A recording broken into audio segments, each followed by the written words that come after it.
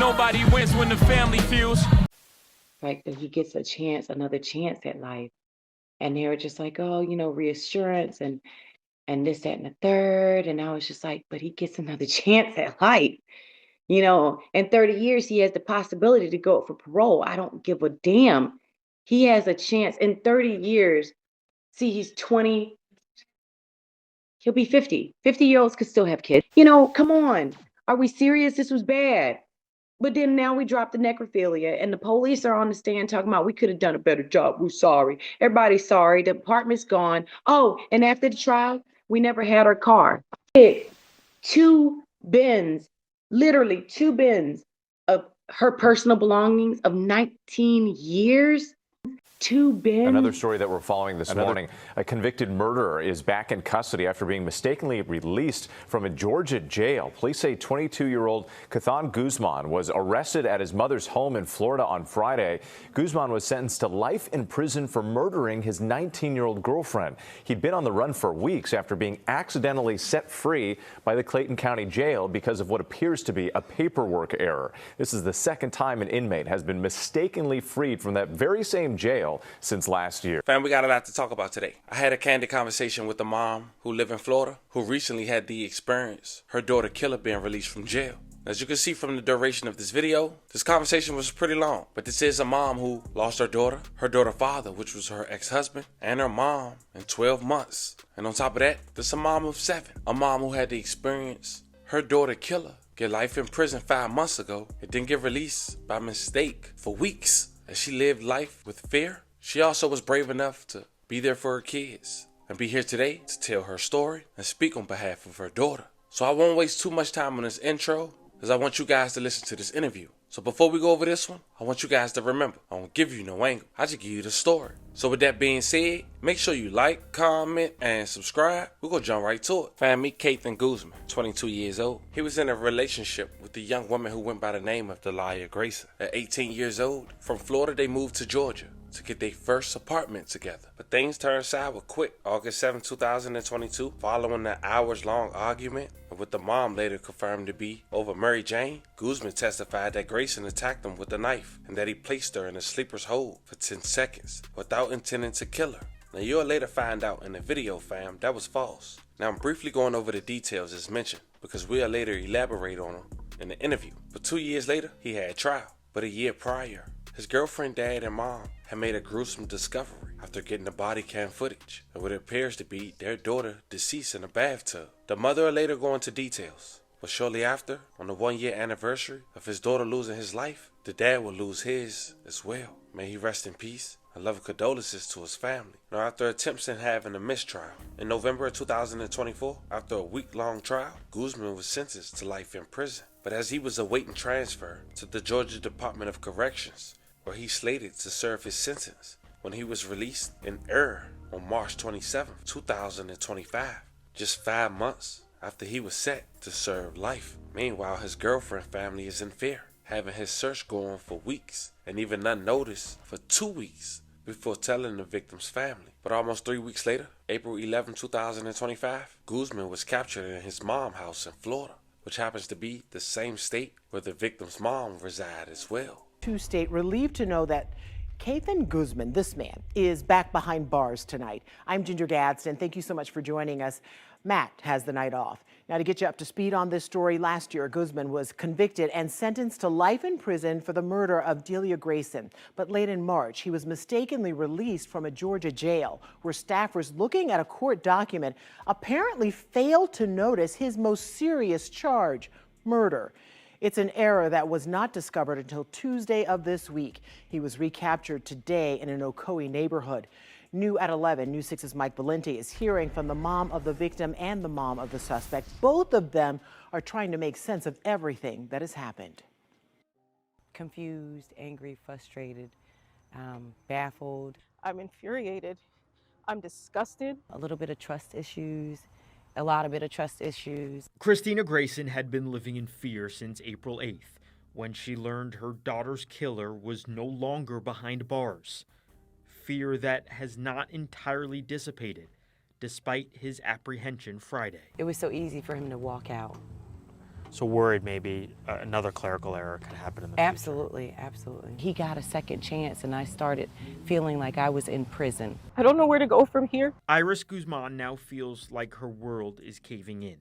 She was with her son at her home in Ocoee Friday when U.S. Marshals showed up. We were having what seemed to be a normal day. And in a split second, my home was surrounded and covered, all because of somebody else's mistake. She right now has a lot of questions. Do you have any sympathy at all for her? I do not. Okay. She has never had sympathy for Delilah. She's never formally apologized. Guzman tells News 6 she picked her son up from jail March 27th and looked at his release papers, which had no instructions on what to do next. News 6's Laverne McGee pressed her on her actions. You knew that he was in jail for a serious crime, for murder. He was let out. What happened at that time? Did you not check to see? I did. I actually followed through and called the sheriff's department back to make sure that what was happening was legit, and they brushed me off. I have no feelings for her. She should have turned him right around and turned him in. She should have called the DA. I stayed behind and made sure that what I was doing was correct. Guzman says she stayed in Georgia until last weekend, when she finally returned home to Florida with her son. The only sensible thing to do was to bring him home if he in fact was released free and start over. But that freedom was short-lived, and Christina Grayson hopes it's the last taste of freedom Kathan Guzman ever gets. Mike Valenti, News 6.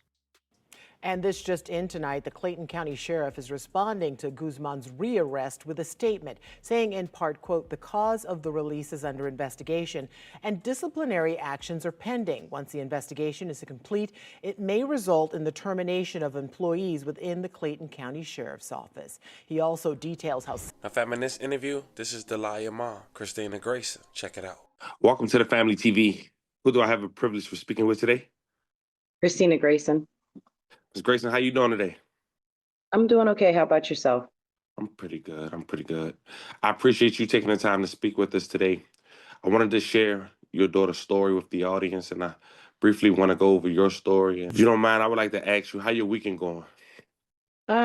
It's going okay. It's a little bit rough today, but it's going okay. Asking you and you telling the audience where you're from? I'm originally from Tampa, Florida. We reside in Kissimmee, Florida right now. Okay. And how many kids did you have? 7. 7. Wow, that's beautiful. That's beautiful. So if the audience got to this point, unfortunately, your daughter's life was stolen by a young man who recently was let go by mistake for 2 weeks and rearrested. And on top of all this, a year after you lost your daughter, if I'm not mistaken, you lost your husband? My ex-husband. Your ex-husband. Mm-hmm. Okay. Yes. So I just want to start from the very beginning. Can you briefly tell the audience about your daughter, who she is, and how was it with her growing up and raising her? Delilah Grayson. She was, I had her while I was on active duty. So she was born in Fort Wainwright, Alaska. So she is an Eskimo baby. From start to finish, I went into the hospital, and I think not more than an hour later, Delilah was there. I mean, it was easy birth, easy everything. She was an easy, bubbly kid. The first thing that the doctor said was she has a lot of hair. So she always had a smile. Her dad called her Pumpkinhead because it was just like, I guess he figured the way that her head shape was and stuff sort of mimic a pumpkin. So Dana loved Delilah. He named her Delilah. Destiny picked out her middle name and stuff. Her big sister, so it was only 2 girls. And like she ate all natural food. Oh my goodness. I didn't do jar food, so she was all natural. So on active duty, I would take my time, blend up her food. She was breastfed, of course. And then like I think 6 months into her life, we came back to Florida. And we stayed for a little bit, and then it was just like she was an awesome kid growing up. She did Girl Scouts. She helped out everywhere. she was a straight A student. You couldn't ask for any better. Like she excelled when she was supposed to. Like you didn't have to tell her. She came and told you, it's time for me, oh, I need you to sign this. It's time for me to get my learner's permit, and then she came back, she made the appointment. By the way, and she put it on the calendar. I added it to the calendar, by the way. I got a DMV appointment I need you to take me to, and then it was just like, even with work, like she would align out her agenda. Like she was so detail oriented. When I taught her crocheting, she grasped to crocheting. She painted so much, she did a mural on my wall. And when she moved out, I said, now, I was fussing at her about the mural. I was like, why would you do that to my wall? I can't just take that off. And, it was just like she had her friends over like all the time, and I was happy she had her friends over. I got her a car at 16 because I didn't like the car. And I said, I got this car for temporary till I got my car. And it was just like she was such a big sister. The rule was pick the kids up after you get off the bus. You have to go pick the boys up. I fill up the tank, every week. And then you get to hang out wherever you wanted to go with your friends and whatnot. She really never asked for anything like, um, as far as begging for anything, you know what I'm saying? Like, she never wanted, anything that you gave to her, like whether it was a pair of Converses or whatever, she made the best out of it. You know what I'm saying? She prided off Plato's Closet in the Goodwill. She was that type girl. That was her thing to do. And it was our thing to do, especially being a big family. You know what I'm saying? Like Mhm. when I took the government job here, that's what I did to balance, my family out was I spent Wednesdays on the clearance rack at the Goodwill because you get the military discount too. Mhm. So, it was just like she carried that on. I mean, we got our nails done together. We had our nail date where we go to Panda Express and get our nails done and stuff.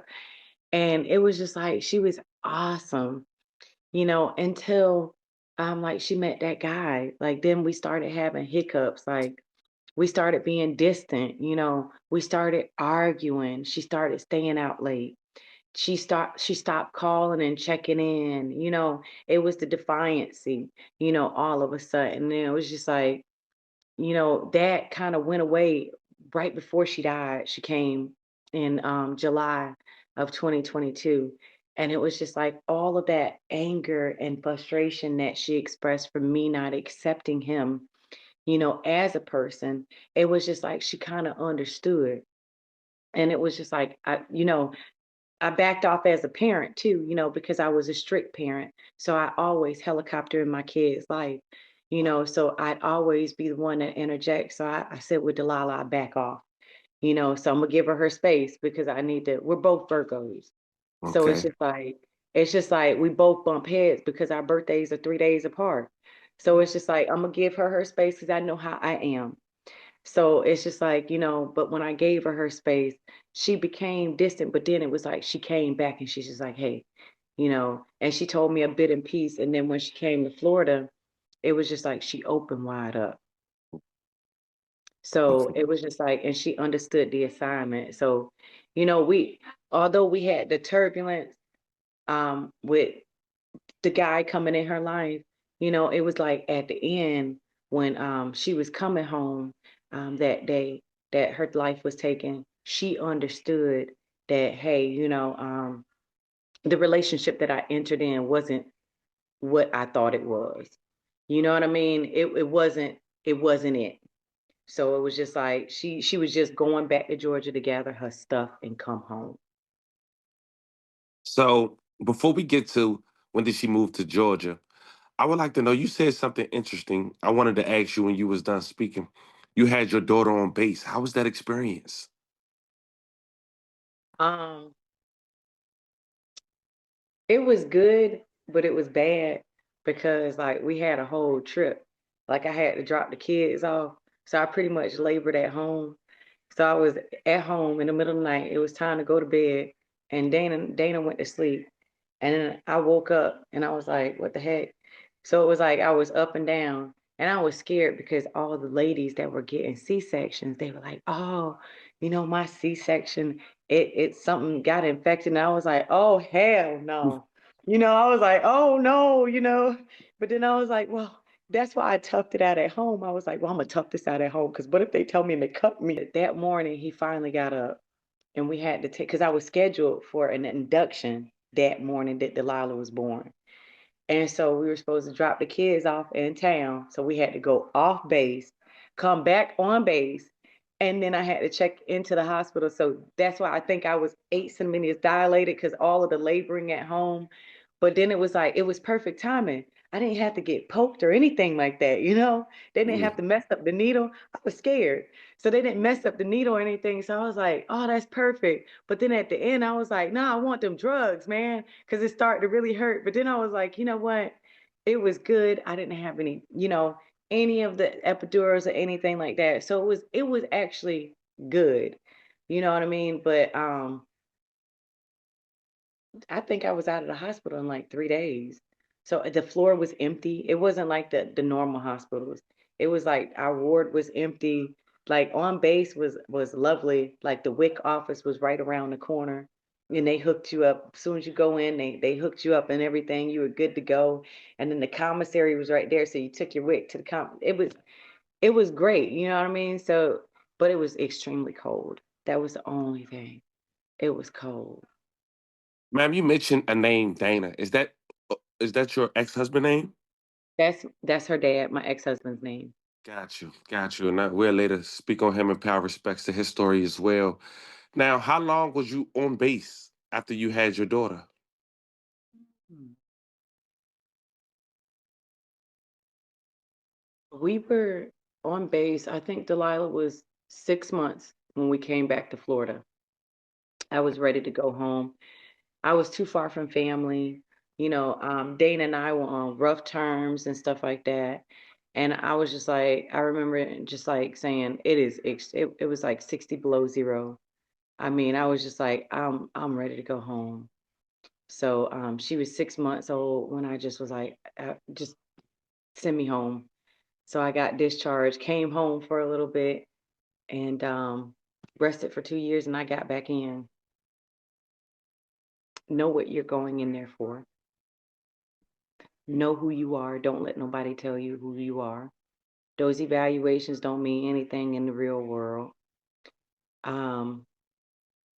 Finish. Get your benefits. Finish. At the end of the day, you get paid more out than you do when you're in.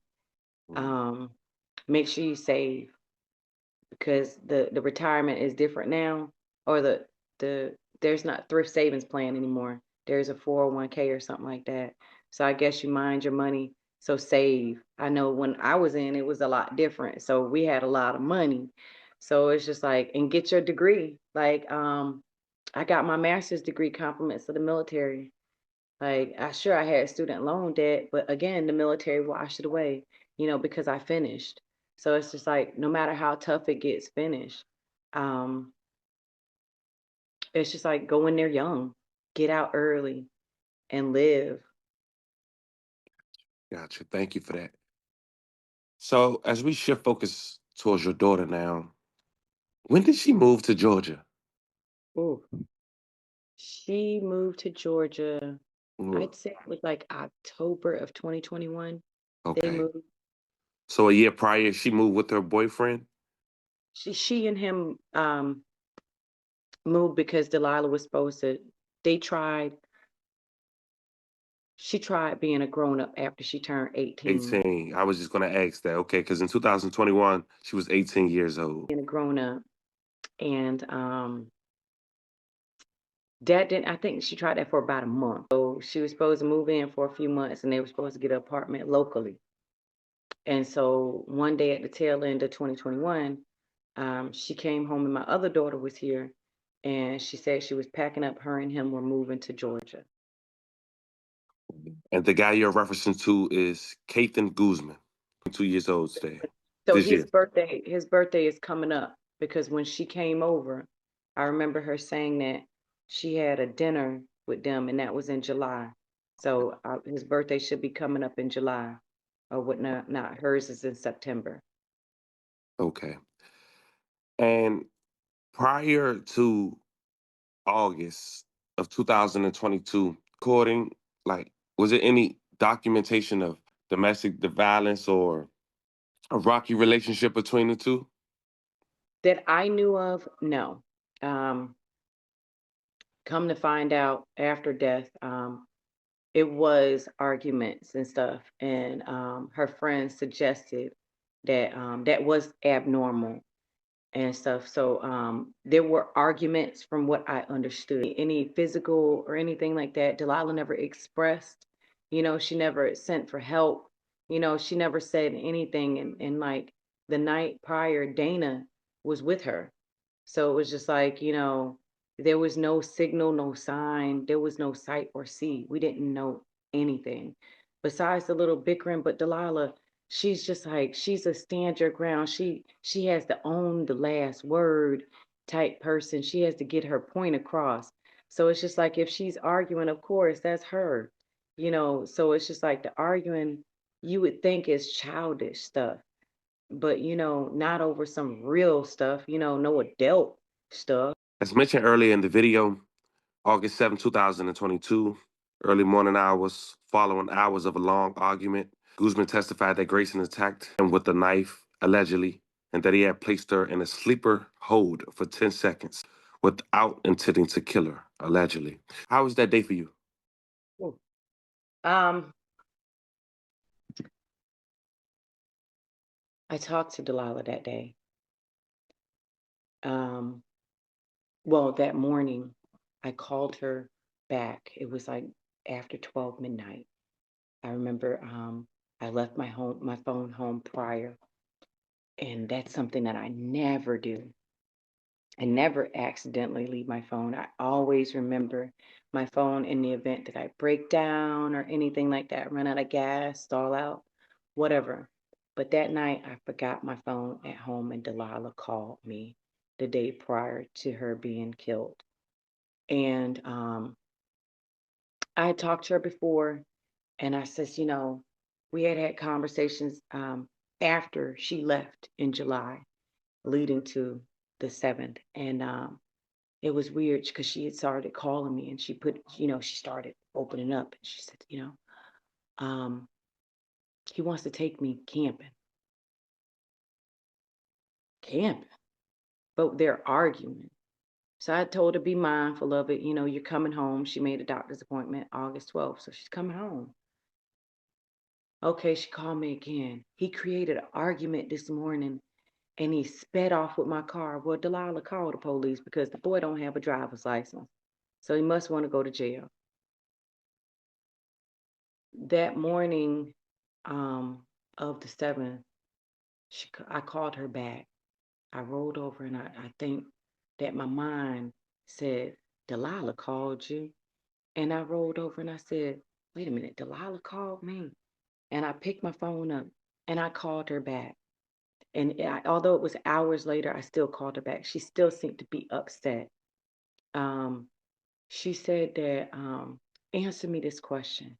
And I said, She said, if somebody gives you a gift, is it yours or is it not? And I said, what do you mean?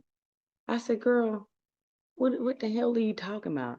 If somebody gives you a gift, is the gift 100% yours or not?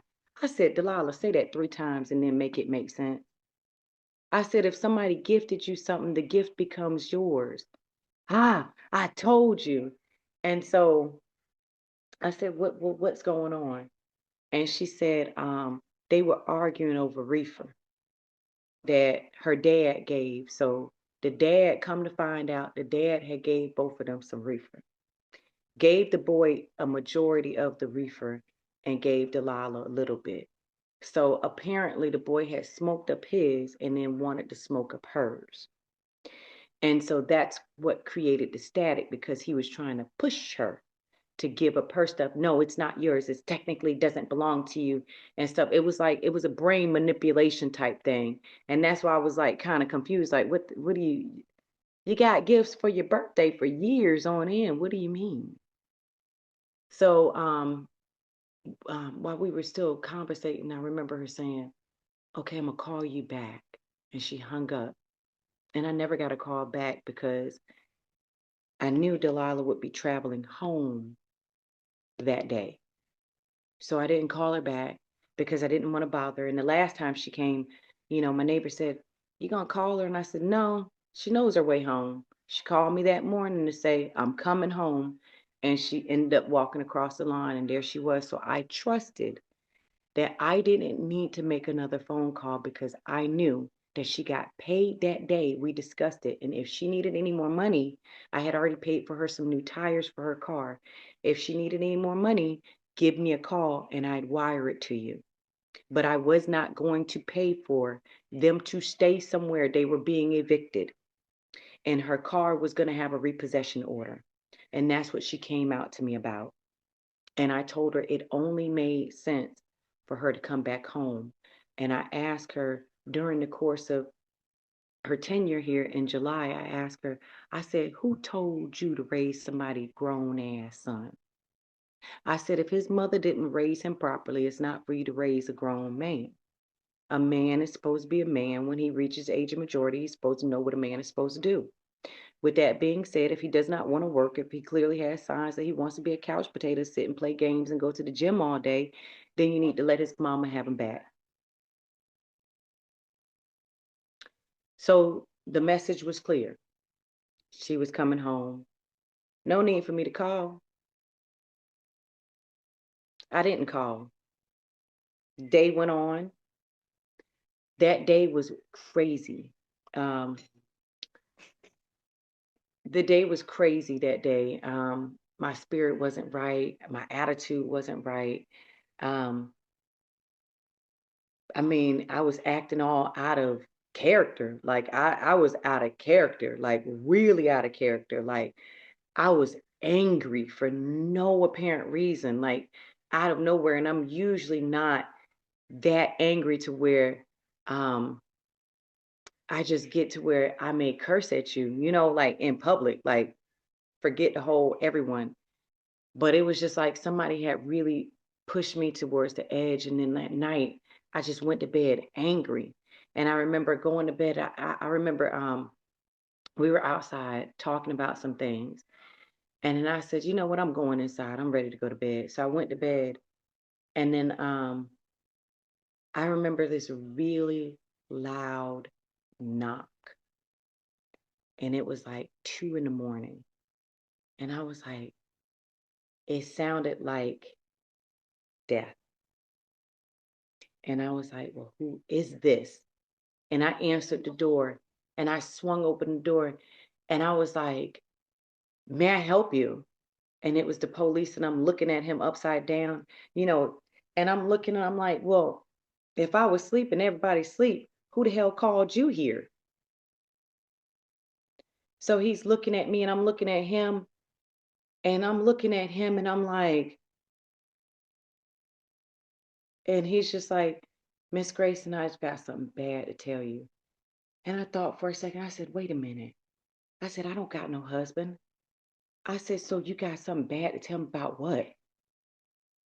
Because number one, the only time you get those notifications is if your husband is overseas or your spouse is overseas and they're serving and they come to tell you that your spouse is deceased. So I'm divorced. So I don't have a spouse. And I know my kids did not. And I know nothing happened to my kids because I'm looking at half of them and I talked to one of them and I know one of none's ever. But what are you here for? Because I didn't invite you. And then he says, um, "My daughter Delilah." And I says, "Well, what about her?" I'm thinking like, "Oh shoot, this boy done got my daughter into some jail time. This is what I was worried about, man. This girl done gone to jail. Lord, he done had my daughter pushing some drugs or something. I just know it." So then he says, it was hard for him to say, and I said, "Say it." And he says, "Delilah, something happened." And he looked me in my face and I was like, "What happened to her?" And I just was like, "What do you mean?" And I said, "Say it." And I was just like, "What?" And I looked at him and I was like, what the hell are you telling me? And I turned around and I looked at him and I turned around and I looked at him. I said, what are you telling me? And he told me again. And I was just like, no. I went and I woke up the house. I said, no, something's wrong. I said, you need to get up and go to the door because this man, I don't know what the fuck he's talking about. But he's talking about my daughter. I don't know what the fuck he's talking about. And I looked at him and I said, what are you telling me? And he says they got him in custody. And I said, him who? And he says, Kathan Guzman. And he says, I'm sorry to tell you, but Delilah is deceased. And I said, what the fuck? And I said, I tapped again. I said, I don't know what the hell he talking about. And then he said it again. And I was like, oh my God. And all I could say was, oh my God. And I fell and I was like, oh my God. And I was like, what am I supposed to do? And I just remember just saying, oh my God. And just sitting there. And I was just like, what am I supposed to do? Like, what? And I was just like, what am I supposed to do? And I just was lost for a minute. And I don't know how many minutes it was. But it was just like, I remember them being in my house. And I can't remember how many of them. But I know that it was like 6 cop cars on the block. And it was just like, I thought for a second, I said, oh my God, I said, no amount of military training taught me this. Nothing prepared me for this. And I was just like, I remember trying to catch my breath. And I said, I can't breathe. And I called my neighbor. I said, I need you to come here. I said, I need you now. And when I told her, she almost, because she said, I just saw Delilah. She just came across the lawn and sat on my porch. And I know for days. I mean, it was hours before I even called Dana. And I looked at him. I video called him on Facebook and I looked at him and I said, Dana. I said, Dana. And he looked at me. I said, Dana. And I said, Dana, what? I said, my baby's gone. And he says, I know. And I remember just yelling.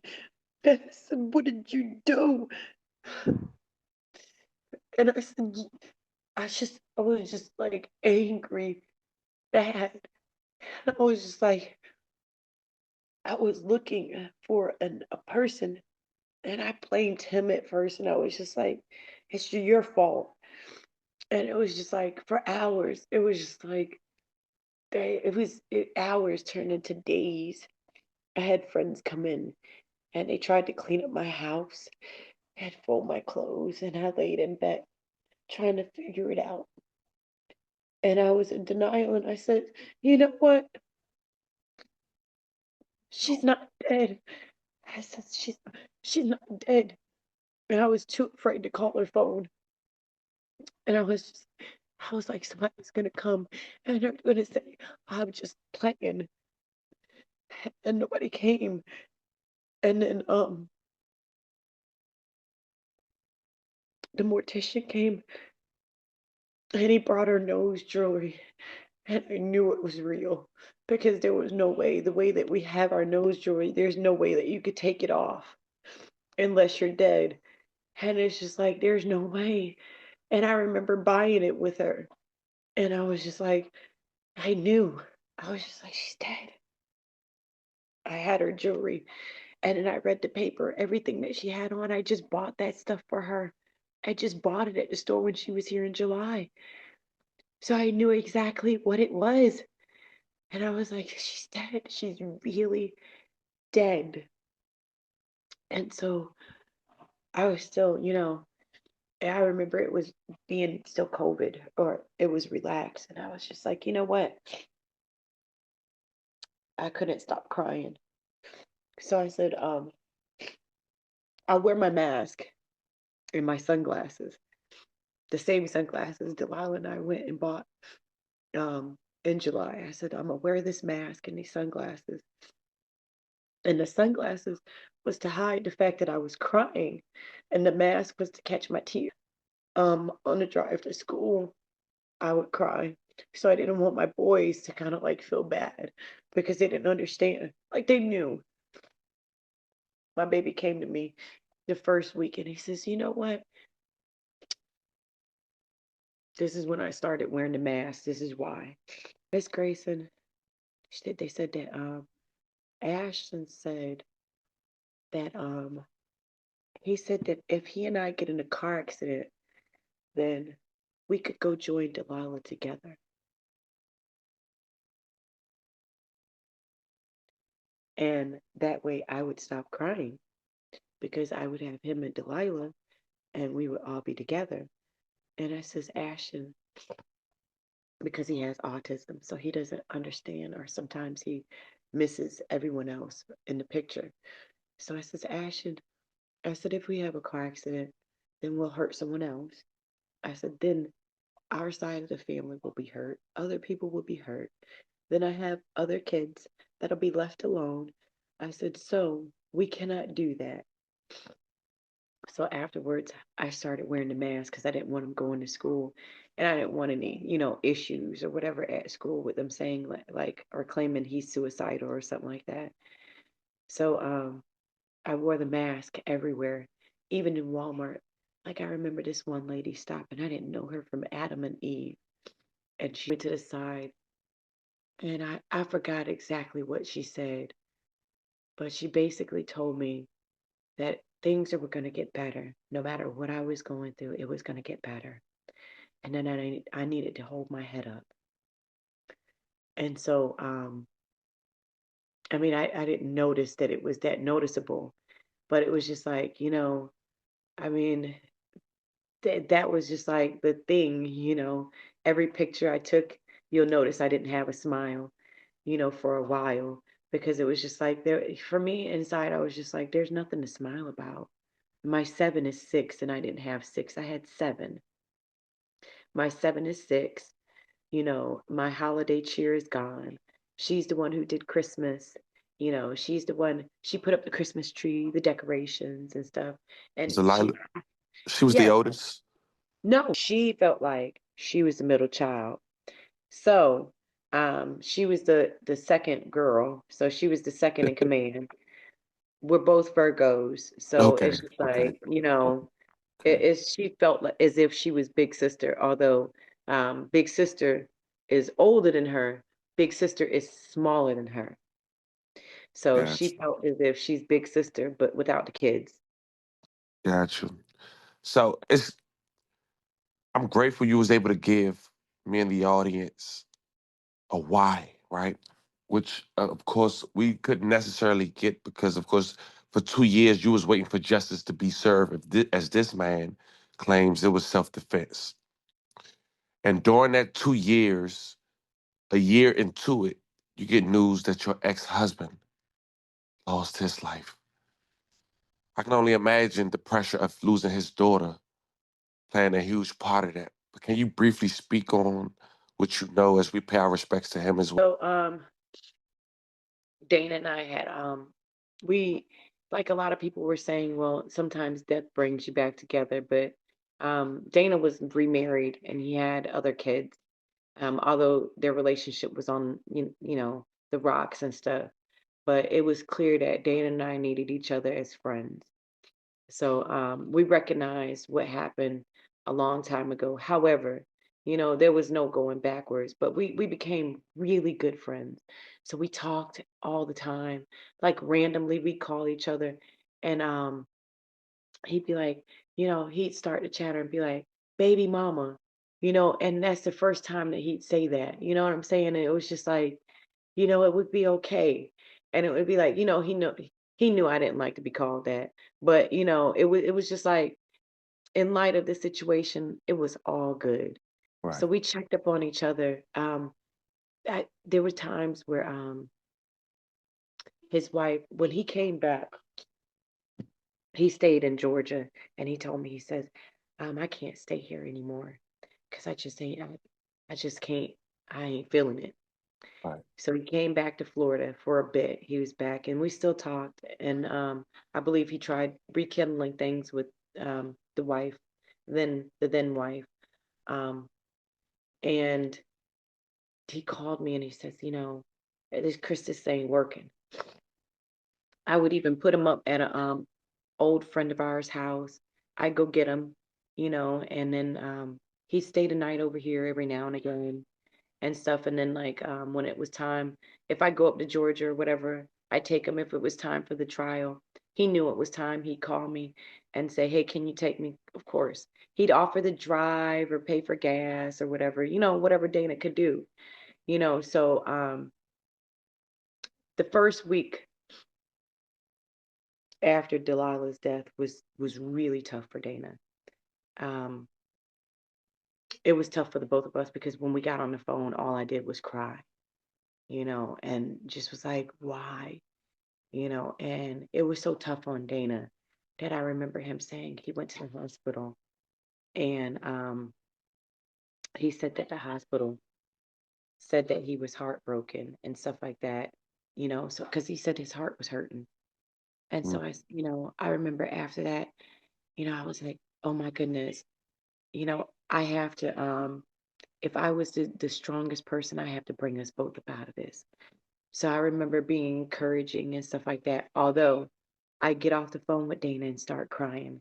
You know what I'm saying? So Right. I made it a rule that while I was on the phone with Dana, there was no more crying like that. You know what I mean?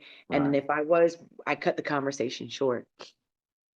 So he would, Dana, he posed as if like after a while this was not hurting him, but during the course of the trial or whatever, the initial first year or whatever, see, we didn't know how the court process went in Georgia. And so here in Florida, it's just like within 30 days or so, things happen. So what we were trying to gather was how does this process go? And we were trying to ask like the state attorney, the victims people, and like the investigator. But it was just like Dana was in person going, which was like that was my first concern. It was just like he was going there and it was just like he was going often. And it was just like, I was just like, I was concerned because I felt as if he was being pulled into it too much emotionally. And it's not bad, but it's just like his feelings were just like he had lost a battle, losing Delilah. He never lost a kid, and Delilah was his first child that he could raise. He had two other children before we were married, but he wasn't allowed to be a part of their life like that. So with Delilah being the first one that he could raise and him having a hand in her life, he became really attached, to her. So it was just like he never experienced like physically losing the kids, like physically losing them. And Dana was losing it. He prided himself over being a dad. Even the other children after Delilah that he was in their life, he was in their life from birth until him and his, widower split. You know what I'm saying? So it was just like he redeemed himself as a person, so his feelings and the whole way that he walked as a person had changed from the young Dana to the mature Dana.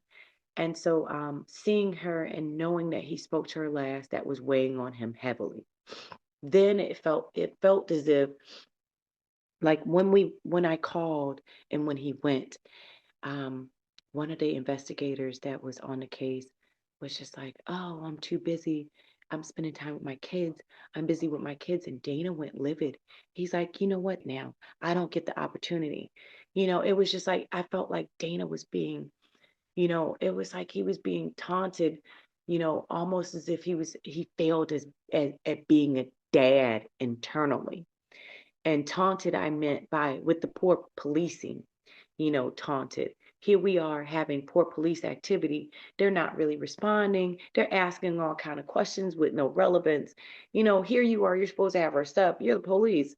Why are we answering this stuff? You're supposed to have the answers for me. and then going to the court, and it's like, oh, it's another court date. So he felt like, oh, it's a continuance. This is a never ending thing. At the end, before he did take his life, he did come back to Florida one more time. I remember him calling me, and he says, Chris, he says, his ex-wife moved another man in with the kids, and they were still married. And so he was pissed.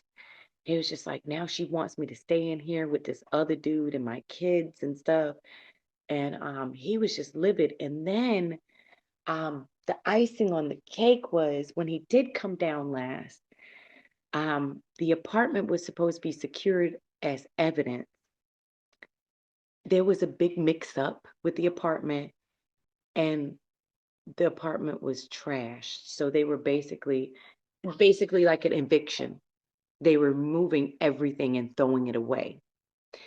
So I remember in the beginning, I remember gathering up the strength because Delilah had told me where she lived at and stuff. And so I called the apartment people and gave them my information. And I told them who I was. And I says, listen, I'll send my ID to you. I'll send a picture of my ID to you if you need. And they were just like, oh, they took down my number, everything's secured, da da da da, we're not allowed in there, blah, blah, blah, reassured. Her car is still parked here, blah, blah, blah. Okay, cool. I had people check on it. It wasn't until like later on into the investigation, months before Dana we had discovered that the apartment, quote unquote, was bought by another company. The memo was missed. They thought that the apartment was abandoned. I don't know how, because I made sure that I had her friend check the door. Like, I made sure her friends and a friend of mine that lived locally and my sister checked on Delilah's car, made sure that the seal was on the apartment door and everything.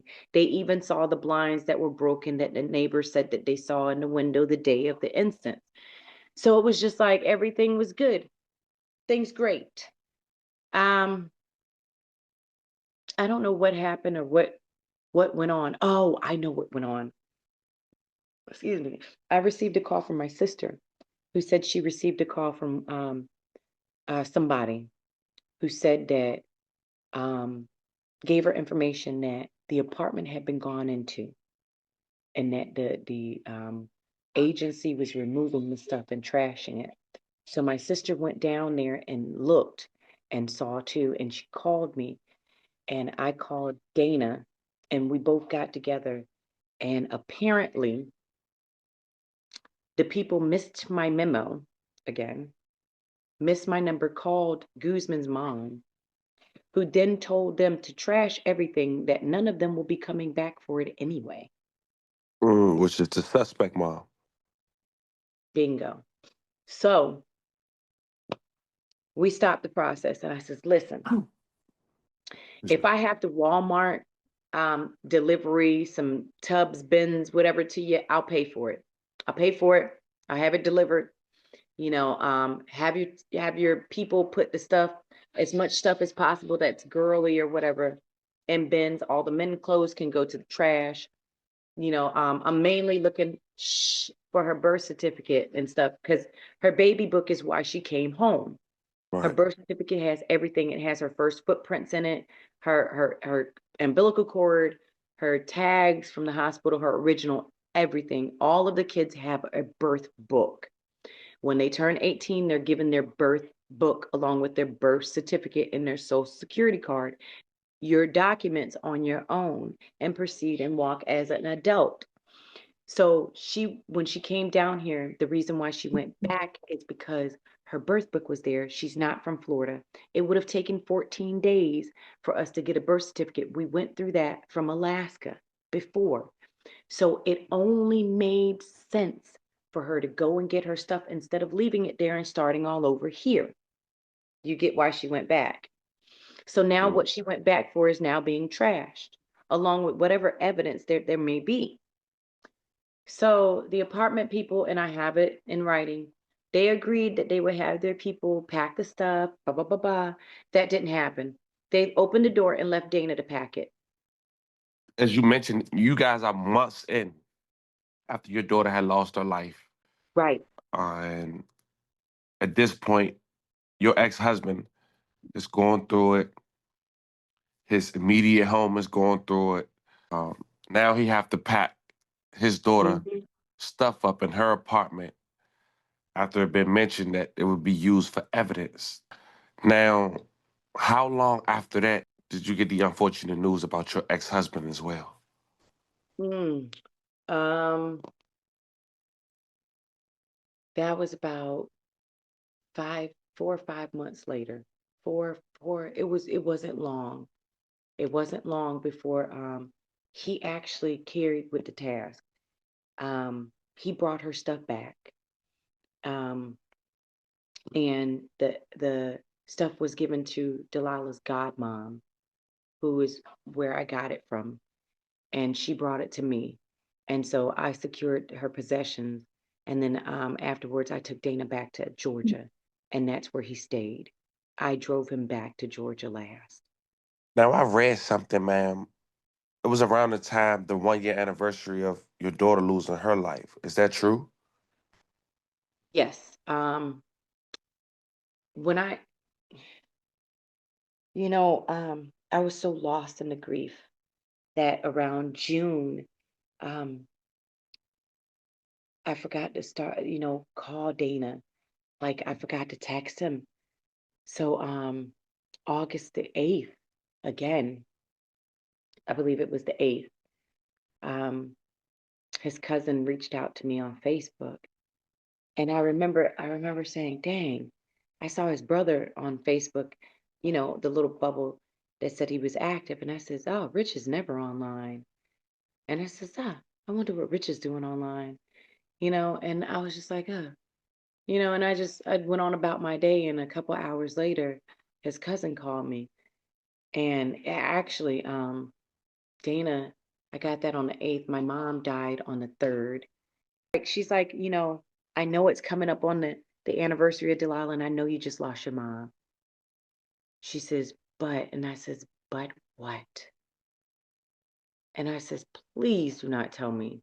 Because I remember I didn't hear from him. And so, oh my God, do not tell me. Don't tell me. And she's like, yeah. And I'm like, oh my God. And I got off the phone and I was just like, I was just like, what am I supposed to do? Who am I supposed to talk to? Like, I mean, I don't blame you, but geez. I mean, so where do I go from here? Like, I don't have nobody to talk. I mean, I didn't even get to tell you my mom died. Like, I didn't even get to call him to tell him my mom died. Like, I mean, we grew up together. It's 20, I know that guy for like 20, 26, 27 years. Like the brunt of my adulthood, I've known him. I mean, and he's gone. Like, really? Like I remember thinking like, oh my God. And it was just like for days, and it was just like, man. But it was just like what he was going through, like, I mean, I get it. I understand. I get it. But I received a phone call not too long later explaining what happened from um the person's whose house he was at. And they had told me, they said, I wanted to reach out and call you because probably no one's probably ever explained what exactly led up, the days leading to Dana, taking his life. She says, Dana and I grew up together, and that so her and her husband moved to Georgia or something like that or whatnot, and I guess they had recently taken their stuff out of pods, and so days leading to um, the anniversary and his um, death, he had been distraught. He had been depressed. She said that, the anniversary, she tried to cheer him up, and it was just like, it wasn't working. It wasn't working. And she said you could see it in his face that he was bothered. He was distant. He didn't he really didn't talk about too much of nothing. She said she just said, about 10 o'clock that night, he had went in the pods. He said he went to go take a cigarette, and he had went in the pods, and they all went to bed and didn't think nothing of it. And the next day, her son went to look because Dana wasn't there in the room, and so he went in the pods, and there he was, deceased. May he rest in peace. Ma'am, I'm kind of lost for words because I'm putting everything that you said in perspective and realizing that you lost your mom, your daughter, ex-husband in 12 months. And I can only imagine what you're going through. And I want to thank God how strong you are to still be strong enough for your other 6 kids, because that's a lot for anybody. In the following year, October 25th, 2024. And as I read through this trial, ma'am, the key evidence was the medical examiner who testified that there would needed to be continuous pressure on her Mhm. neck longer than 10 seconds for her to lose her life. He said she came at him with a knife. He karate chopped the knife out of her hand, felt that she was still a threat thereafter. So he then put her in a sleeper hold, for what he thought was just 10 seconds. But it was longer than 10 seconds, as you mentioned, the ME mentioned. On that trial, ma'am, he was ultimately sentenced to life in prison. What was going through your head? Um, ooh, for the trial or the sentence? Both. You can start with the trial. Um, First of all, I want to give credit to my therapist because there's like 3 or 4 of them. Each one of them, like, it was like my therapy intensified leading up to the trial. And then I had to drive there. I had to pull my kids out of school. I had to drive our RV there. We had to park on a campsite like an hour away, because I was afraid. I was afraid that, we would be found. You know what I mean? Like, and it's just like, nah, I needed security. And we parked there, and we found the location prior to. We had went out because we knew, my son and I had knew that trial was going to come. Look for a location that wouldn't be far from Clayton County, and that you know it just wasn't that bad off. So we found the location and everything. I remember driving there, I just felt like throwing up. I felt like throwing up, but I felt like getting it over with. um I couldn't get there fast enough. Like, the fifth wheel couldn't get there fast enough. And then I was just like, I gotta get there. But I Right. remember the imprompts too. Like, we scaled everything, my son and I, when we bought the fifth wheel. Like, I took this money, and like I went and bought this fifth wheel. We went and driving it, and like we had a blowout, so we changed all the tires. I said, next time when we have to go for trial, I don't want this issue, because we were down for hours. And then it was like my truck tires. I needed everything to be ready. So when it was trial, I don't need no hiccups. So when we rolled out strong, and we knew exactly. But I was still like leery. I was like, oh my God, like I got PTSD with, sometimes I just can't hold my tongue. And, it's just like I just blurt out some things. And especially like if it's wrong, like I may just blurt it out. So it took me months to like prepare and to get prepared, and my therapist to get me there to where it's just like, okay, if I feel like I'm going to lose my cool, I need to get out and go. or raise my hand, or we created this mechanism where I turn into a little child and I just close my eyes and I plug my ears or something. So I was just like, man, what if I don't and I end up in jail? What if I lose my wig? What if all the what ifs driving there came in my mind. When we got there, my nerves bothered me so bad. Like I had to use the bathroom so many times and nothing came out. And then it was just like, I remember picking what I wanted to wear, and it was a reason that I wore what I wore every day.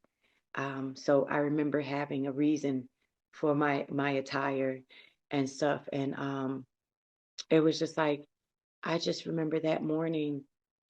Well, the day that we drove up was a Tuesday, so it was the 22nd, because they had jury selection on the 21st. We didn't need to be there till like Thursday. And then I got a call on the 21st saying I need to get there as soon as I can. And I was like, oh, Jesus. And so that's what amped the nerve problem up. Driving there, like, what is it? What is it? Because like in November, I don't know whether it was November. I think Dana, I don't know. I don't remember what November, but I remember it was in November that I got a call from the DA, and they mentioned the necrophilia distinctively. So when I got this phone call, my mind referenced that one, and I was like, what else could be wrong? Oh, shoot. But I said, you know what, son, we're going to do this. I need to make sure I got all my numbers. I called my chaplain on a break, had him pray for me. When we got there, I got a call saying, oh, no need to rush. We'll see you Wednesday. So I was like, all right, cool. It's all good. We rushed for nothing, but it's okay. I was just like, I sat outside with my son at the resort, and I was just like, I just don't know what to think. And I looked at him and I was just like, I don't know what to think. And, we looked at each other and I was just like, well, you know what? Let me not lose track. Let me feed these kids. And I'm going to go to bed early. And Jesus, I went to bed early and I didn't know what the hell I was walking into, to be honest. I mean, I walked into the courthouse before I knew it was small and stuff like that. But this was the trial. This was it. So what are you walking into? When I walked in, I read the room and I was like, the room feels so static and stiff. And it was just like so much I felt. And I felt so uncomfortable. And so I immediately wanted to go. I needed to be secluded. I was like, I need to be, I got to go. So they put us in this room. The room was the family, the victims room or something like that, in the state, the DA's area or whatever. And so we were good because I didn't want I didn't get along with the mom at all. Like from day one, I didn't like the mom's presence, tone. It was something about her, and I'm just like, I just couldn't. She rubbed me wrong. And it was something about the boy, that it was something about them. It was something in them and on them, and I just couldn't put my hands on them, put my hands on it per se. So I was just like, I was afraid because I was like, man, I don't even know this lady, so here I am standing here and I'm just like, no, we need to go. So like I was saying, we were in there for a while and then we were told the rules and oh my God, we couldn't get up like that. They were saying if we made excessive noises, we could be contempt of court. I said, oh my God. I was thinking to myself, oh my God, Christina, you're gonna go to jail. I just told her, I said, listen, I told her, I said, ma'am, I said, at some point in time, I'm gonna have to get up and go. I said, it's gonna be without warning, but I promise I'll be as quiet as I can. I'll try not to get in trouble. I'll try to mind myself. And I said, I'll hold the same thing in my hand the whole time. So I remember when we went in there in the pews, I said, I'm gonna be in the corner because I'm gonna be safe. Like just in case some people fly across the room or something like that, I'm gonna be safe. because I'll be in a corner. I remember thinking, okay, what's a good escape route just in case this fool go to cutting up in this courtroom? I'm small enough to fit up under that bench, and these deputies better hurry up and come in, or somebody better shelter me because these people might be crazy. I just don't know. So it was just like so many thoughts. And then it was just like when I sat in there, I was just like, oh, shoot, this is really happening. And I remember looking and I said, damn, Dana's not here. It's because I looked at him. When I looked at him, the deputy would catch my eyes and stuff. So I was like, quickly look, and I was like, I don't want to look at him, but I can't even, I want to get one more look at this boy, one more look at this sucker, just Right. one more look. So go ahead, And, ask. Go ahead. and so to get the audience perspective on why I was this tense in the courtroom, I'm assuming because I don't know how rare this is, but a trial judge has sentenced him the same day. So, Yes, so I yes, don't. I want people to have be into context of why it was tension in the courtroom and why you're giving these details because during trial the same day, this man was also going to be sentenced. And go ahead. right. Right. So, and that's why I was just like on edge too, because in Florida, we don't do, you don't never, with a family, they're losing a life too. Right. So it's Right. like, you can never expect or suspect how they're going to react. You know what I Right. mean? We Right. know he did it. It was only him and her in the room together or in the apartment together. Of Right. course, we know he did it, Right. but this guy has been claiming self-defense the whole time. So it's just like, okay, what the heck does he have?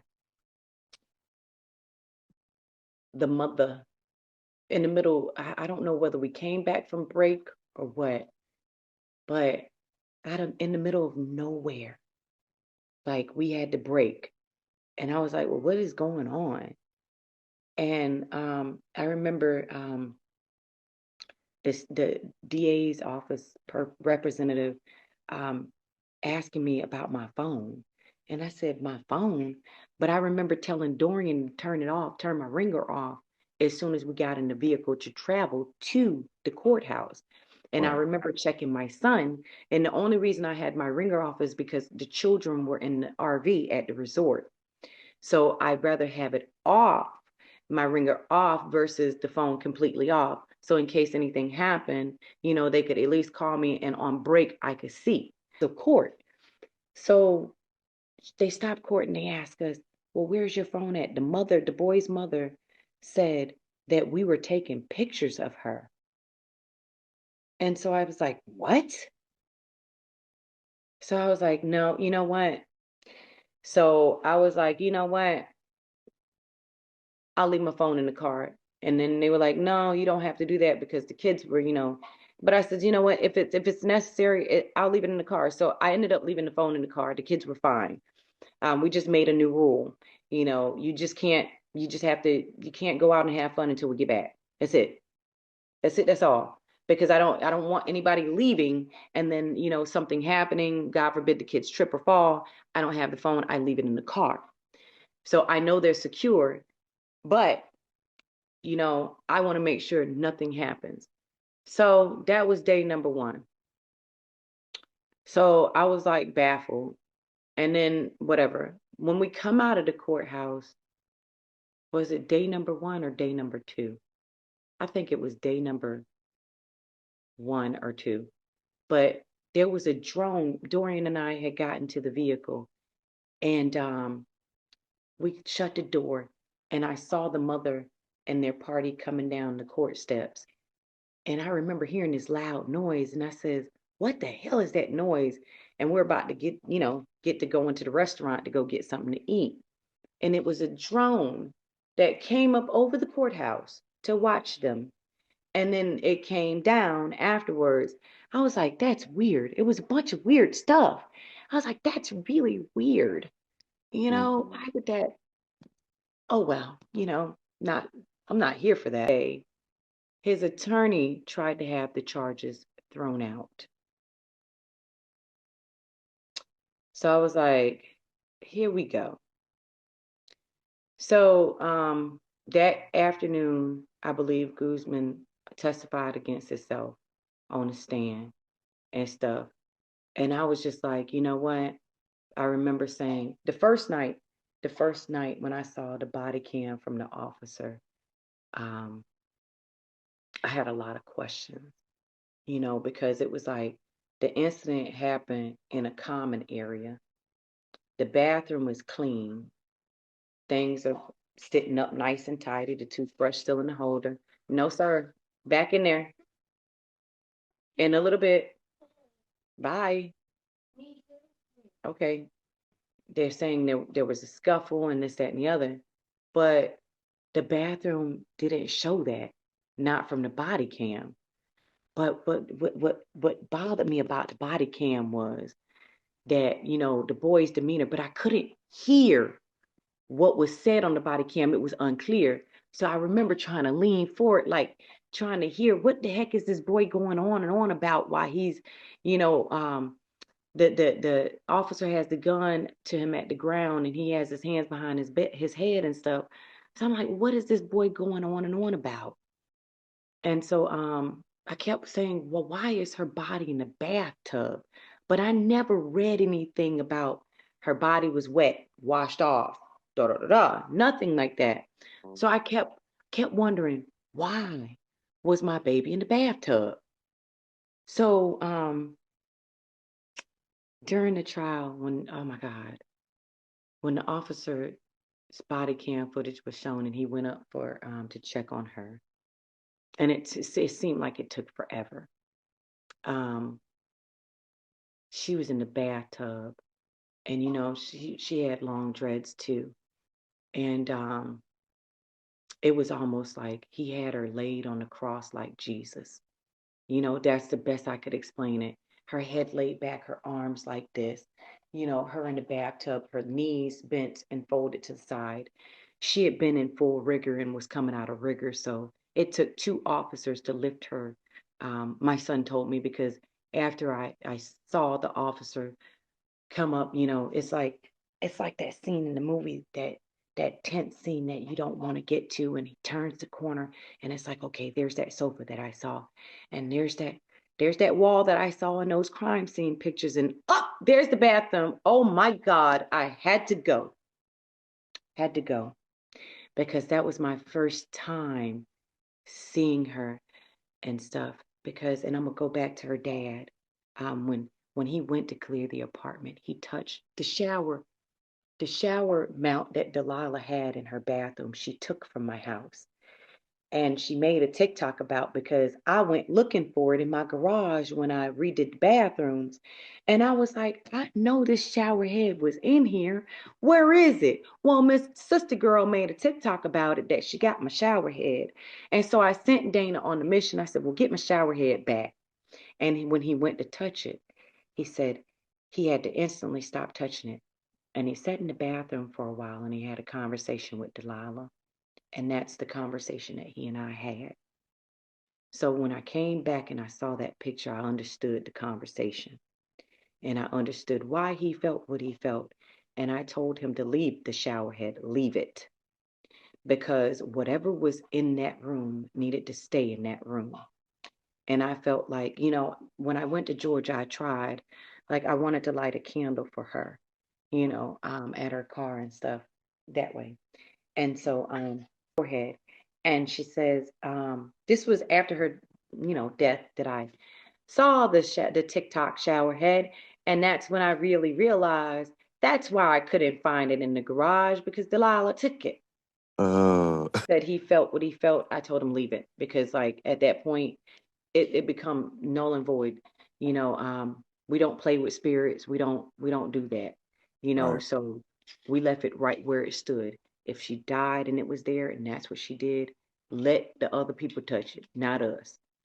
Ma'am, what day did they give the verdict that he's sentenced to life in jail in the Oh my trial? goodness. The judge wanted to do it like ASAP. The judge was like tired of it. Um, No, don't do that. It looked like he had already read up on it. He's heard this song and dance before, you know.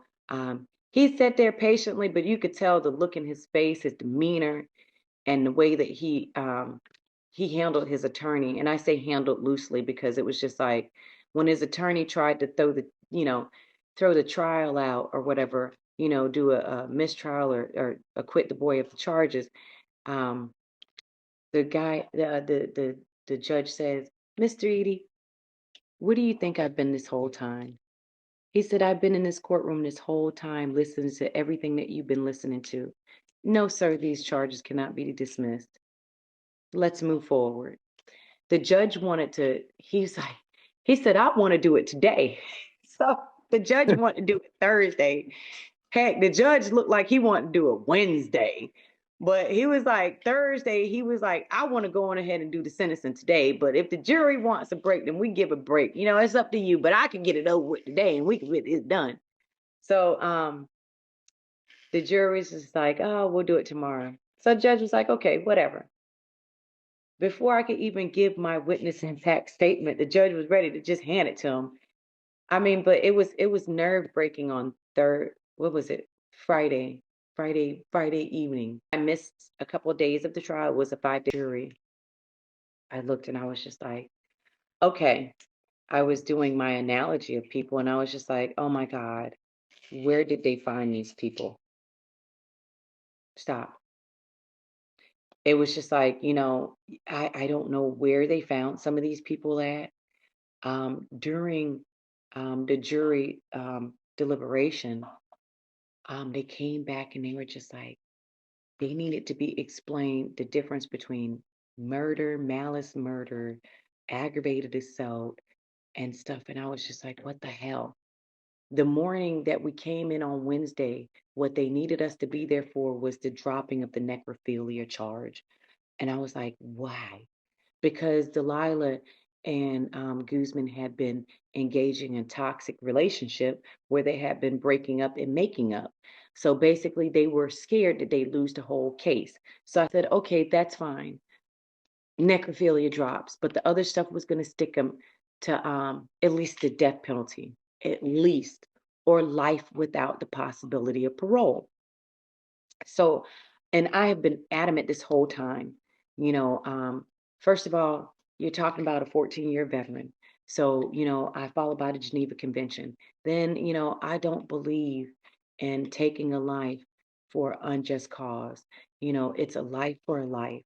So I was adamant about pushing the narrative on the death penalty for this guy.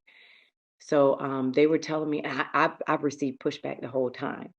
It was like, oh, he's too young. It's this, is that. Oh, the charges, da, da, da, da, da.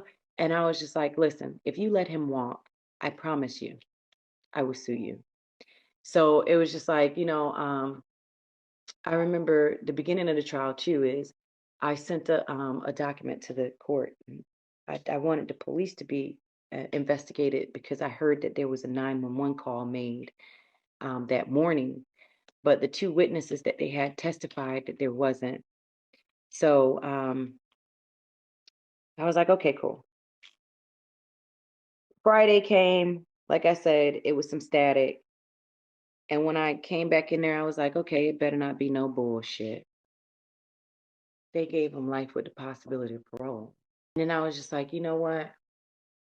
I remember just like being upset. I was just like, that he gets a chance, another chance at life. And they were just like, oh, reassurance and this, that, and the third. And I was just like, but he gets another chance at life. In 30 years, he has the possibility to go for parole. I don't give a damn. He has a chance in 30 years. See, he's 20. He'll be 50. 50-year-olds could still have kids. A chance. His mom gets, come on. Are we serious? This was bad. But then now we dropped the necrophilia and the police are on the stand talking about we could have done a better job. We're sorry. Everybody's sorry. The apartment's gone. Oh, and after the trial, we never had our car. After the trial, I was like, oh, so her car. Oh, by the way, the apartment people towed the car too. What? 2 bins, literally 2 bins of her personal belongings of 19 years. 2 bins. That girl had stuff, possessions. I gave her stuff. She bought more stuff. And I get 2 bins, no car, and a bunch of sorry. They tell you that this man has been released by accident from Clayton County Jail. And from what I'm understanding, he went straight to his mother's house and she assumed everything was okay, which is crazy. What was going through your head realizing, one, the victim mother live in Florida. You live in Florida. They let this man out. I can only imagine the mental toll that was going through your head. And on top of that, he's out for weeks. When they called me, actually, I was on the phone with the school in the school pickup line, and they were saying, well, Ashton had a hard day. And I was like, okay. So they were starting to explain the hard day. So I got a phone call from Georgia, and I was like, oh, they must be calling me about my reimbursement money for the funeral and the trial, because I gave them the receipts and I was just like, oh, I'll get the money when I get it. So I was like, I put that on my list of to do to follow up with the money. So I was like, well, I really don't need the money right now, so I won't call them, It's all good. They know they owe me some money. So when I got the call, I was like, oh, they calling me about my money. They on game. Yeah, they must have read my mind. So I'm in the parent pickup line. So I told the school, hold on. I click over. Hello, Miss Grace. And I says, yes, ma'am.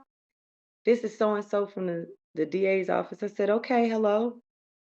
So they said, she started fumbling. And I says, okay, well, what's up? And she says, well, I've got some bad news. And I said, I'm thinking that the lady done lost the receipts, bad news. And I'm like, well, shit, I done threw them shits away by now, bad news. That's some real bad news. Cause y'all just out of gas. Cause I don't even got them no more. And she was just like, Guzman has been released. I said, what? I'm in the parent pickup line and I'm blocked in. I done moved up and make it so bad. The high school is just like a block and a half away that they attended. So where he lived at was like 5-10 minutes down the road where the two, Delilah and him, originally met and whatever before the mom.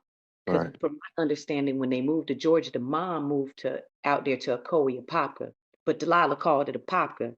So that's how I recalled it was Apopka. So I'm sitting there and I moved up in the line and I'm boxed in. And they're like, this cat has been released. So I'm like, oh shit. I'm like, oh shit. I looked around. I said, bitch, you got your gun? I'm like, bitch, we on school grounds. You can't use this mother. I said, oh Right. shit. My kids are in the same schools.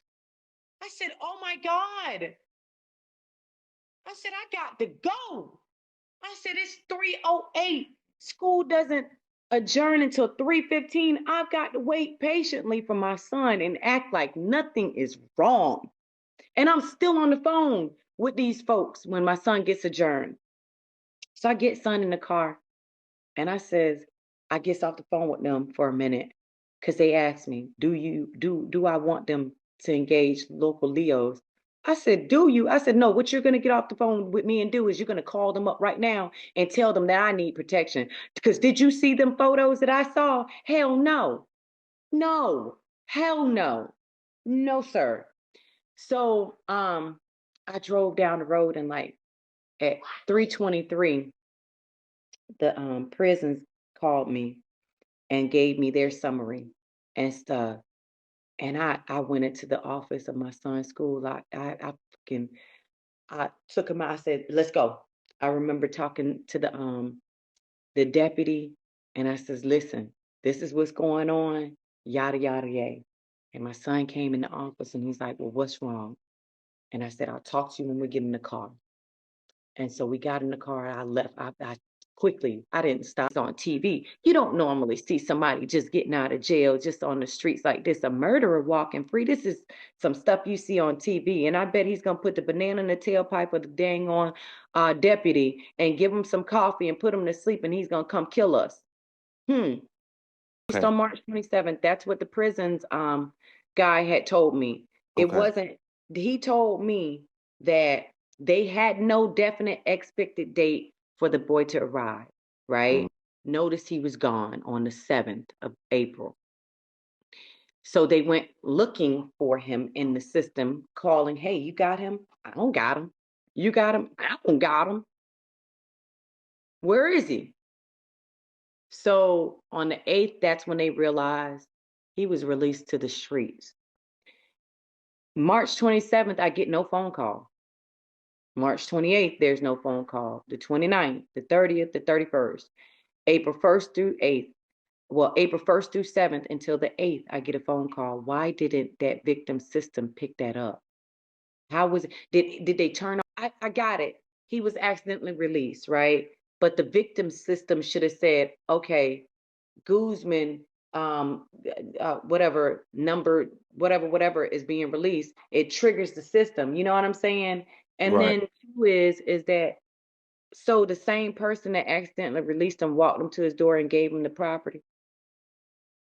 Did you give him a bus ticket too? You know, that was Right. my question. It's this is a multitude of people. You know what I'm saying? So one's giving me the excuse somebody didn't read the screen right. The other one's giving me an excuse they got old computer systems. You know what I'm saying? And then I'm just not understanding why this guy wasn't in prison 30 days after he was sentenced. You know what? Romans 8:31 says, for God with us, who could be against us, right? So it's just like I say that a lot because, it's just like, I was looking for answers and I kept saying, why me? And why not? You know what I'm saying? Because it's like maybe it's that time in your life that you need to weather those storms and you need to head straight into that storm like a buffalo, not backwards like a cow. You know what I'm saying? And that's what I kept on my forefront was, you know what? Like I can't buckle. I can't let this fall. Some things like, yeah, sure. I mean, my bed might not have gotten made up. My laundry may not have gotten folded on time. Hey, I might have missed picking up this medication on time for my son. I never missed one of their appointments. Whether it rained, sleet, hail, or snow, I still stood, and that it's just like it doesn't rain all the time. It's tough as nails. It's so tough like saying goodbye to somebody. But you know what? We in hell right now. While everybody in the cemetery resting, they sleep. We in hell right now. So it's just like, you know, it's not hell if you make it your life. And then 3 years is that when something like this happens, demand answers. Like because they will take your life for granted because they don't know you. And they don't I'm not trying to say that every person doesn't care about you, but they're not gonna care about you like they care about their children or their family from day one. And I'm still staying up on their butt. Hold them jokers accountable because it's like it's their job. If they fail you, like there's always a chain of command. You escalate it. You know what I'm saying? Like, and it's not the end of the world. And it ain't over until he say it's over. So, or you That's throw right. the towel in. So it's just like, don't give up. It may be you're in charge of the ship, whether they like it, love it, or hate it. It's your life, it's your body, it's your world. You drive your ship how you want to. If you made it this far, thank you. Once again, we do want to say, Delia, rest in peace. Our love and condolences to your family. Miss Grayson, we want to say love and prayers to you and thank you once again for coming on the platform, sharing her story. And to Delia Dad, rest in peace. Once again, our love and condolences to your family. Everyone affected by the story we just covered, we want to send love and prayers you guys' way as well. Family, this was the story of a Florida woman losing her life to her boyfriend. A year later, her dad loses his life after having a hard time grieving with the loss of his daughter. And a year after, the perpetrator get life in prison to be released 5 months later by mistake, and what the state claim is an error. Let me know how you guys feel about this one in the comments. Don't forget to like and subscribe, and today I'll catch you guys on the next one.